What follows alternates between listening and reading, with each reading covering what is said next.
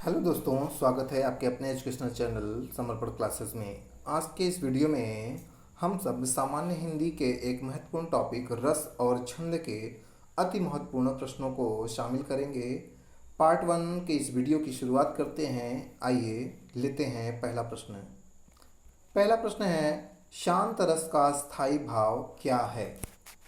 प्रश्न है, शांत रस का स्थायी भाव क्या है? जुगुप्सा, क्रोध, शोक और निर्वेद।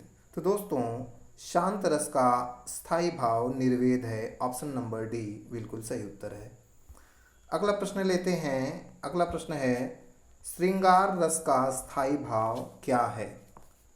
इसके ऑप्शन दिए गए हैं उत्साह, शोक, हास और रति। तो दोस्तों, श्रृंगार रस का जो स्थायी भाव है वह है रति। ऑप्शन नंबर डी बिल्कुल सही उत्तर होगा। अगला प्रश्न लेते हैं। किलक अरे मैं नेह निहारूं, इन दांतों पर मोती वारूं। इन पंक्तियों में कौन सा रस है? वीर, शांत, वत्सल और हास। तो दोस्तों, इन पंक्तियों में वत्सल रस है। ऑप्शन नंबर सी बिल्कुल सही उत्तर होगा। अगला प्रश्न लेते हैं। सर्वश्रेष्ठ रस किसे माना जाता है? इसके ऑप्शंस दिए गए हैं रुद्र, श्रृंगार, करुण और वीर। तो दोस्तों, सर्वश्रेष्ठ रस श्रृंगार रस को माना जाता है। ऑप्शन नंबर बी बिल्कुल सही उत्तर है। अगला प्रश्न लेते हैं। अगला प्रश्न है, कवि बिहारी मुख्यतः किस रस के कवि हैं? इसके ऑप्शंस दिए गए हैं करुण, भक्ति, श्रृंगार और वीर। तो दोस्तों, कवि बिहारी मुख्यतः श्रृंगार रस के कवि माने जाते हैं। ऑप्शन नंबर सी सही उत्तर होगा। अगला प्रश्न है, मेरे तो गिरधर गोपाल दूसरो न कोई, जाके सिर मोर मुकुट मेरो पति सोई। इन पंक्तियों में कौन सा रस है? इसके ऑप्शंस दिए गए हैं शांत, श्रृंगार, करुण और हास्य। तो दोस्तों, इन पंक्तियों में श्रृंगार रस है। आइए देखते हैं अगला प्रश्न। अगला प्रश्न है, मन की उत्तप्त वेदना मन ही मन में बहती थी, चुप रहकर अंतर मन में कुछ मौन व्यथा कहती थी। दुर्गम पथ पर चलने का वो संबल छूट गया था, अविचल अविकल वह प्राणी भीतर से टूट गया था। उपयुक्त काव्य पंक्तियों में कौन सा रस अभिव्यंजित हो रहा है? इसके ऑप्शंस दिए गए हैं शांत, वियोग, श्रृंगार, करुण और वत्सल। तो दोस्तों, इन पंक्तियों में करुण रस है। ऑप्शन नंबर सी बिल्कुल सही उत्तर होगा। अगला प्रश्न लेते हैं।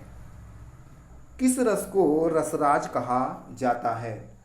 इसके ऑप्शंस दिए गए हैं श्रृंगार, हास्य और वीर और शांत।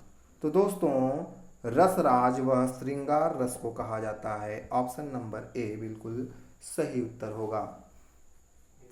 अगला प्रश्न है, संचारी भावों की संख्या है 9, 33, 16 और 99। तो दोस्तों, संचारी भावों की कुल संख्या कितनी है? तो संचारी भावों की कुल संख्या 33 है। ऑप्शन नंबर बी बिल्कुल सही उत्तर होगा। अगला प्रश्न लेते हैं। अगला प्रश्न है, घनाक्षरी छंद है।